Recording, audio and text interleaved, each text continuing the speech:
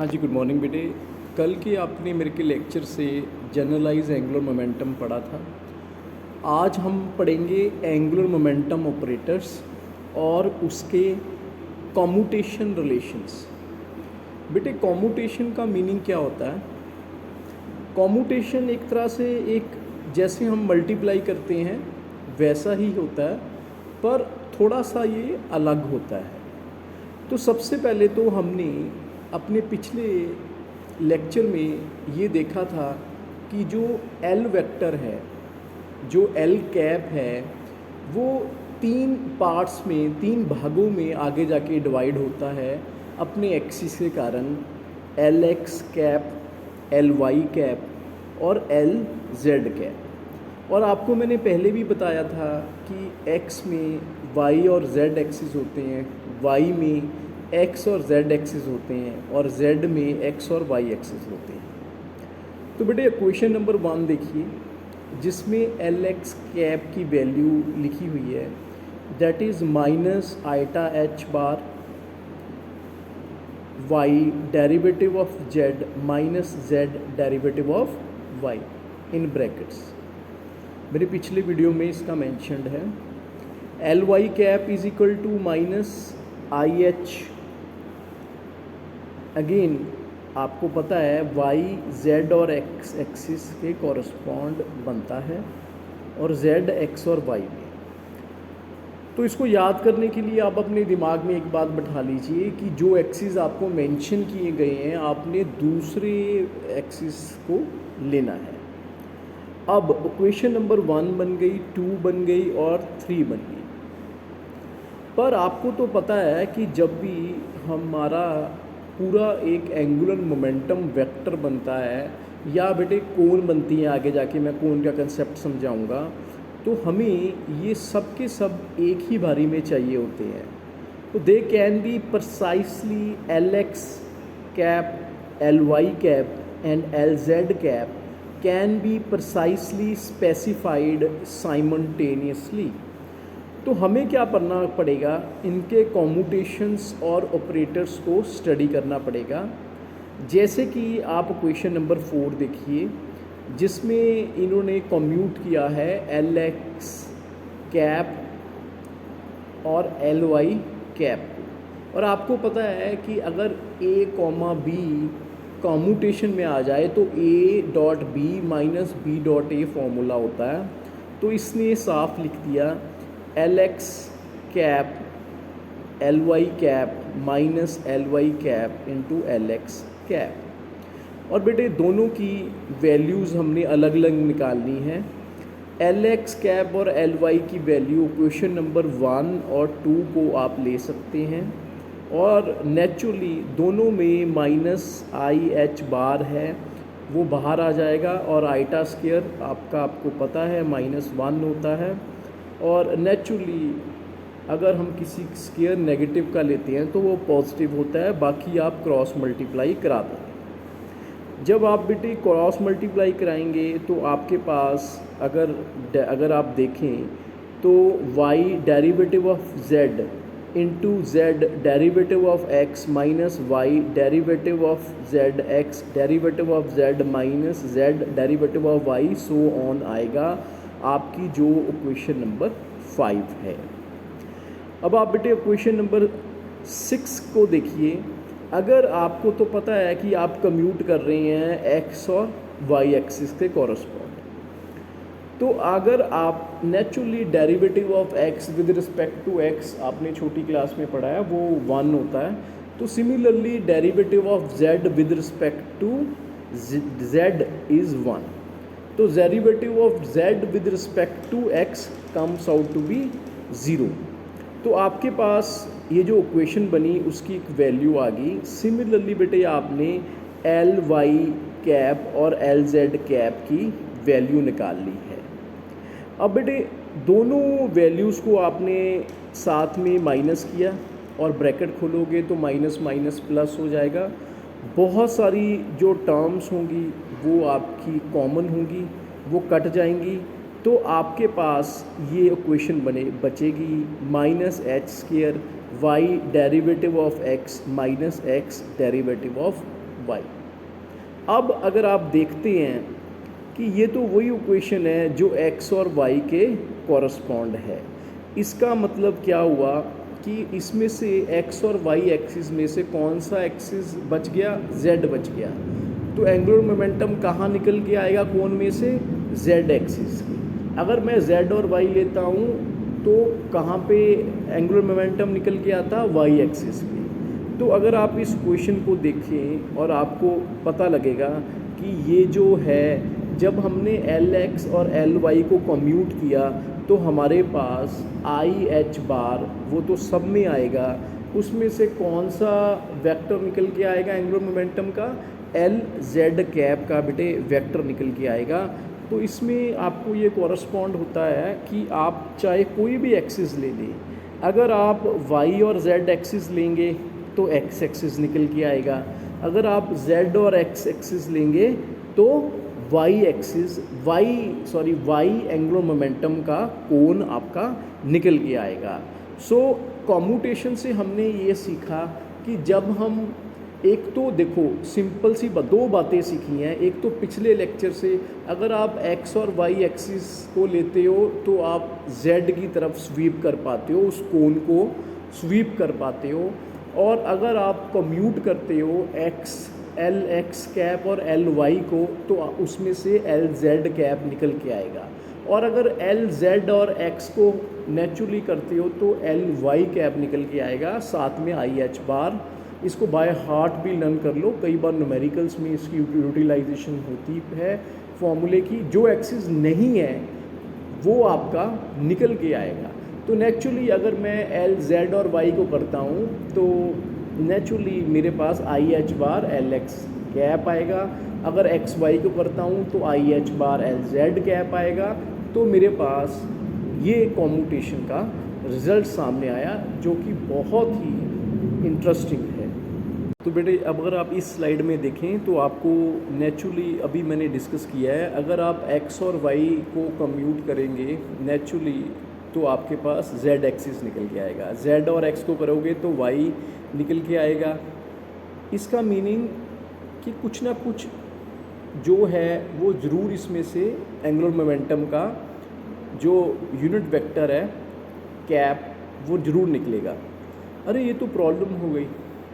क्यों? क्योंकि अगर हम एक को डिटरमाइन करते हैं दो डिटरमाइन हो नहीं पाएंगे। तो हम तो चाहते हैं ना कि हमारे पास बेटे सारे एक्सिस हमें पता हो, एल एक्स कैप पता हो, एल वाई कैप पता हो और एल जेड पता हो।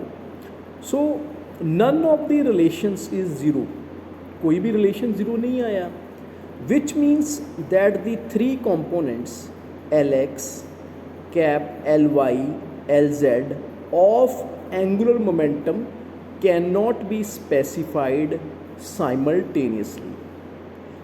अब क्या करें, हम कैसे स्पेसिफाई करें एक कंपोनेंट को?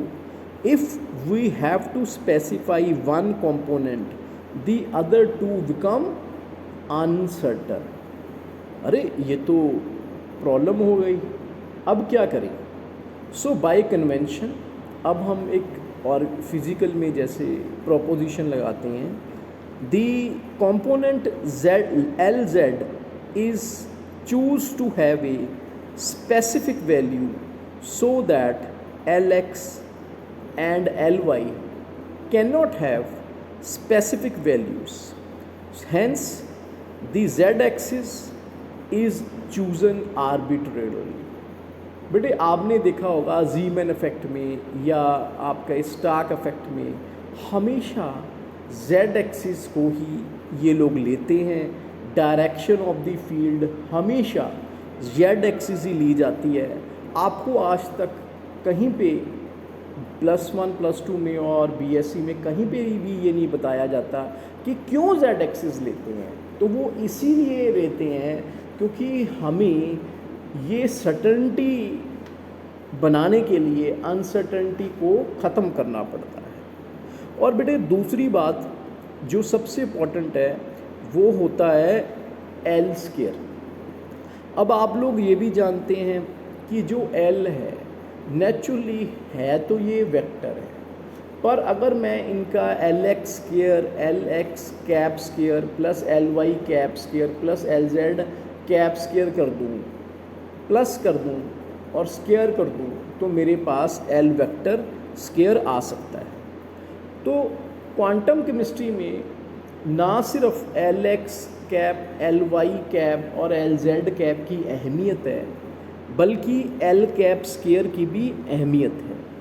तो अगर हम इसको कॉम्यूट करते हैं, फॉर एग्ज़ाम्पल आपको कोई ऐसा कॉम्यूटेशन आ जाए L cap square comma L Z cap, तो आप क्या लिखेंगे? अब आप सबसे पहले तो आपको पता है कि आपका एल कैप स्क्वायर जो है वो 3 भागों का मिश्रण है, एक्स एक्सिस का, वाई एक्सिस का और जेड एक्सिस का।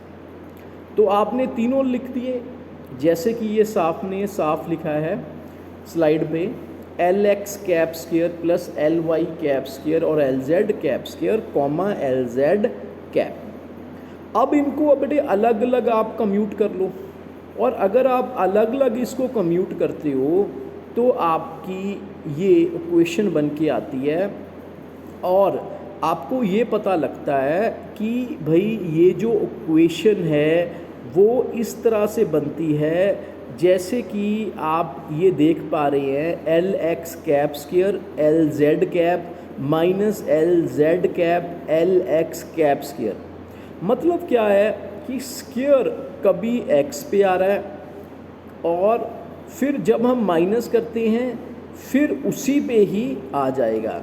सिमिलरली अगर आप देखें तो इसमें जो आगे वाले टर्म्स हैं, इसमें पहले y पे स्क्वायर है, फिर z पे स्क्वायर है, और फिर z पे स्क्वायर है, फिर z पे स्क्वायर है। तो अगर आप बीच वाला टर्म देखें, सिर्फ बीच वाले टर्म पे ही y और z पे स्क्वायर का अदल बदल हुआ है, बाकी फर्स्ट और थर्ड टर्म में तो सेम रहा है। यहाँ से हमें ये पता लगता है कि एक तरह से हमारे पास ये 3 भागों में बट गया है, अलग अलग L x cap square comma L Z cap plus L Y cap square L Z cap plus L Z cap square comma L Z cap. तो इसको 3 भागों में बट गया है, L x cap square plus L Y cap square और L Z cap square. देखिए बेटे, समझाने के लिए क्वांटम मैकेनिक साइंटिस्ट ने ये ऐसे आपको प्रूव करके बताया है, आपको देख के भी पता लग जाएगा कि अकेले पर ऐसा है ना, जैसे हम कहते हैं कि एक इक्वेशन है, उसमें 3 पार्ट्स हैं, क्या वो तीनों कांस्टेंट हैं? नहीं, पता नहीं हमको। क्या तीनों वेरिएबल हैं? अब आपको तो पता है कि एल एक्स और एल वाई और एल जेड क्या है, वेरिएबल हैं। तो आप अगर अलग अलग लिख रहे हो तो क्या आप लिख सकते हो? हाँ, बिल्कुल लिख सकते हैं। यही प्रूव करने के लिए इन्होंने ये चीज़ आपको मेंशन की है। तो यहाँ से हमें ये चीज़ कंसीडर होती है। आइए अब हम अगला कम्यूटेशन स्टडी करते हैं, एल एक्स कैप स्क्वायर और एल जेड। सिमिलरली वैसे ही करना है और आपके पास ये कम्यूटेशन आ जाएगा। बेटे, जो इसमें से सीखने वाला पार्ट है वो ये है कि जब हमने कम्यूट किया एल जेड को एल जेड पे, एल जेड कैप स्क्वायर को एल जेड पे, तो बेटे क्या आया? 0 आया। तो उसी तरह अगर हमने L cap square L Z को क्या किया तो क्या आया? 0 आया। तो इसीलिए आपको आज पता लगा कि हम आर्बिट्रेरली जेड एक्सिस ही क्यों लेते हैं, चाहे वो स्टार्क इफेक्ट है, चाहे वो ज़ीमैन इफेक्ट है, तो बेटे हम उसमें हमेशा जेड एक्सिस आर्बिट्रेरली चूज़ करते हैं। अगर आपसे कोई पूछे कि जेड एक्सिस आर्बिट्रेरली चूज़ क्यों करते हैं, तो इसका सही जवाब ये बनता है।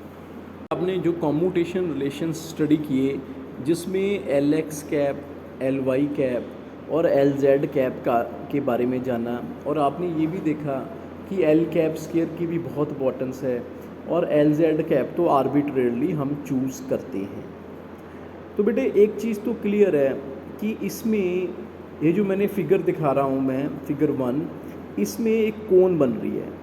और अगर आप देखिए कोन में एक ऊपर क्या जा रहा है, जेड एक्सिस जा रही है।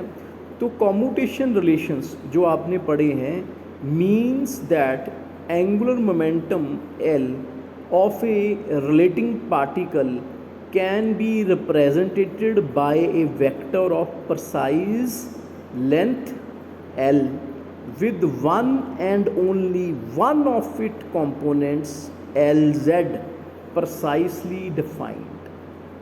फिर वही बात कर रहा है जो मैंने अपने पिछली स्लाइड में कही थी कि आपकी सिर्फ z एक्सिस ही प्रिसाइज होती है, x और y आपकी वेरी करती रहती है। प्रिसाइज भी बेटे हमने खुद बनाई है क्योंकि हमें पता है कि तीनों वेरिएबल्स हैं, उसको आसान करने के लिए, क्वांटम सही से लगाने के लिए इन्होंने एक एक्सिस को सर्टन कर दिया, that is z axis.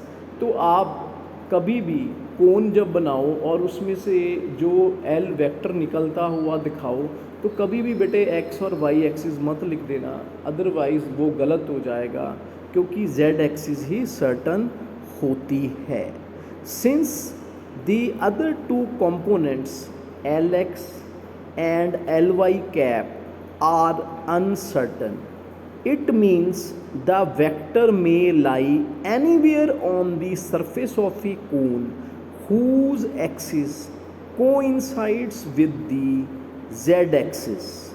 But in classical mechanics, it is correspond to the vector L that is around z-axis। तो बेटे आपको ये पता लगा कि आगे नेचुरली हमारा z एक्सिस ही सर्टन होता है, x और y एक्सिस की जो मिस्ट्री है, अनसर्टनिटी है, वो स्टिल मेंटेन्ड है। आगे जाके बेटे ये जो सड़क है ये कॉम्यूटेशन की, ये एंगुलर मोमेंटम की, ये आगे जाके ये लैडर्स ऑपरेटर पे आएगी।